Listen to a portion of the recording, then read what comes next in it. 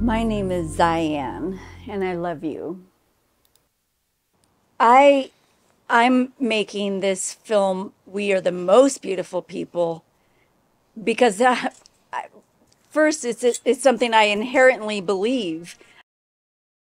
We all want to be seen for who we are. For me, beautiful means anything that makes me feel, because I think there is beauty in like sad things as well, and there's beauty in some things that make you really angry. So I think for me, it's anything that's emotive, because I use the word beautiful constantly. Story for another time, but talking about myself and thinking about that term disability, honestly, I love it. I mean, some people say, how can you love that, right? You know, you're a black person and they feel like, well, that's got to be your identity first. But I'm also a person with a disability, and that's who I am. And so, unfortunately, there are those who, you know, maybe in their next lifetime won't see those disabilities and won't see those identities like that. I mean, I can't say that it'll happen or not. I doubt it, of course. But for me, I have faith that who I am will just continue on, regardless of whether or not they want to be negative about that or how they want to see me. You always hear about racism or sexism or ageism, but you hear less about ableism. Why isn't the disability justice movement in history books? If they don't see us, they don't have to write about us or, you know, talk about us. So disability justice, came from people of color in the Bay Area, Patty Burns, Stacey Milburn, myself, Mia Mingus. And we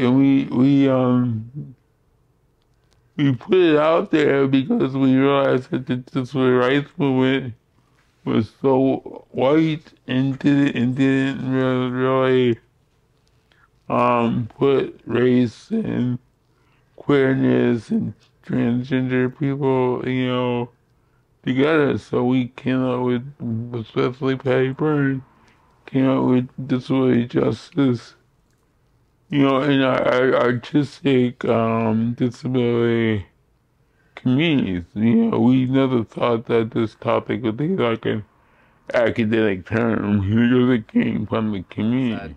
Just to like wake up to the power that we have. We are, some estimates say like 20% of the population, but we know that it's closer to like 30 to 40% if we count in like all the ways we define disability. That's a huge like amount of people of this population. Not only that, but disabled people, we naturally merge across every race group, across every, gender group, nationality, etc. We have this perspective where we are always also members of another community. So like there's an inherently like intersectional nature to the way anyone experiences life. But I think it's really salient for disabled people, or has an opportunity to become more salient quicker in our development. And that's useful. But I want the disability rights movement to change movements, period. Like to change the way we think about organizing in general. Because as someone that spent time youth organizing, queer organizing, immigrant organizing, super ableist cultures, and just like the pace of work, the amount of sacrifice, the martyrdom that goes into it, you need almost like an unrealistic amount of like privilege, wealth, time to be able to even sacrifice that in the first place to make a difference, right? When a lot of us feel like we don't have much to sacrifice with. Like when we show up to these like movements or protests, it's like all our energy, all our time, our whole body. There's definitely a governmental divide, because they put the kids in one area of funding, they put the adults in another area of funding, and then they further split the adults by saying those with physical disabilities and those with intellectual disabilities. And there's three of us sit here fighting over resources that shouldn't be like divided amongst the three of us. It should be you know, we all receive funding individually. So we can team up as a team and actually go after the one person that's causing us the most problem, which is the government. Girls, women and girls with disabilities face multiple discrimination. We are at the bottom as compared to men with disabilities and women in general. Well, that could be a hard question, really. Hearing and deaf people, you know, that it's not equal. Communication is really a challenge. Sometimes we have to write notes, and it's just very difficult to understand. And it's easy to get discouraged when there's not clear communication, trying to explain how this happens or how that happens, and trying to get justice in this area. And so some people will stay away or shun deaf people, and we really need to be working together to communicate. I remember in school there were people that would get away and shun me, and some even friends, good friends when they treat me on their level, then begin to understand and feel like there's justice. It's hard to raise this to a higher level. I'm deaf, and they say, "Oh, you're deaf. Oh, you're deaf. Oh, you're dumb." But you know what? I just keep on going. I'm deaf. We're the same, I realize. And God made us all. Yes, we are not a fully realized movement until we are a fully inclusive movement. Meaning, you can't talk about wanting disability rights or justice and be homophobic. You can't say, I want women's rights and be racist. So that's what it means. You can't talk about Black liberation and hate Black trans. You can't talk about economic upward mobility, but then don't want to teach people with disabilities entrepreneurship. Like you just can't be contradictory. I can't demand my freedom while being an oppressor.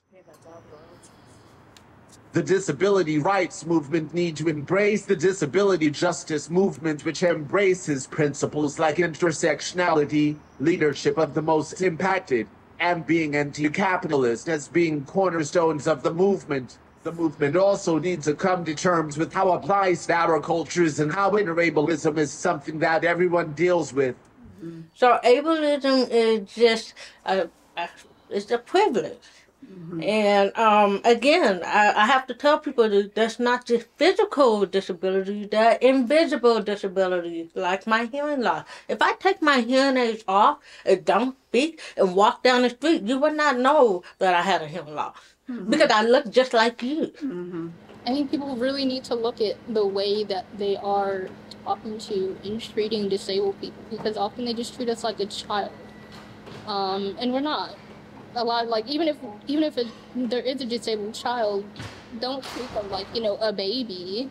Like, treat them like a human being. That's what they are. So working in Your Charitable Trust, working with people who are specially abled, has actually taught me a lot about myself. It's taught me how to be patient. It's taught me how to, I thought I was empathetic. This has just taken it to the next level. Unconditional love, a non-judgmental, a friend, people who don't judge. I think these are qualities that every human being wants in their life and wants for themselves. And I think being surrounded by people with these disabilities, one tends to automatically become like that, because in a weird roundabout way, having a person who's specially abled in your life is therapeutic in nature. For me, the most beautiful thing is when a person or people can just be their full self.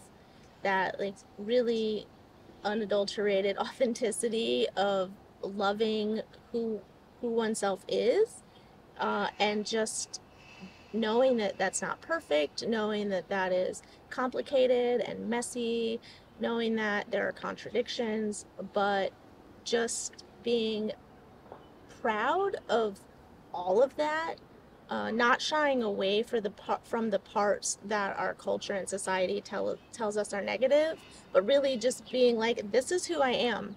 And every single part of who I am, whether it's my disability or whether it's some part of my personality, is good. It's good. It doesn't mean I can't become a better person. It doesn't mean I can't strive to learn more or be more compassionate or whatever it might be, but it's this sense of all people are beautiful and good, and sometimes it takes our brains a little unpacking and dismantling of things we've been told through our culture to understand that. And so to me, the beauty is in that self-confidence and in that wholeness, but it's also in the process of dismantling the things that keep us from getting there. That's actually like a beautiful process too. I do personally think everybody is beautiful, but I don't know that the whole world would agree. Art therapy, for me, with many people, especially adults, has meant finding their creative voice, finding their style, their rhythm, whatever, their way of speaking visually, which is unique to each individual. And yet, if they are pleased with what they're doing, not only is the creation beautiful, but I think they feel more beautiful for having made it. So the word beautiful, for me, it's seeing people for who they are. Doesn't matter where they come from, what their background is. They may not like you, but you can still see them for who they are. You can still connect with them. And if you're able to do that, it means that you're human. You know, we are all human, and our humanity is beautiful. And I just appreciate that about individuals, to share with them, to have that shared understanding, to connect with them. That is beautiful. Forever, since humans existed, there's been disability. We should be further. We should be further. We live in this world together.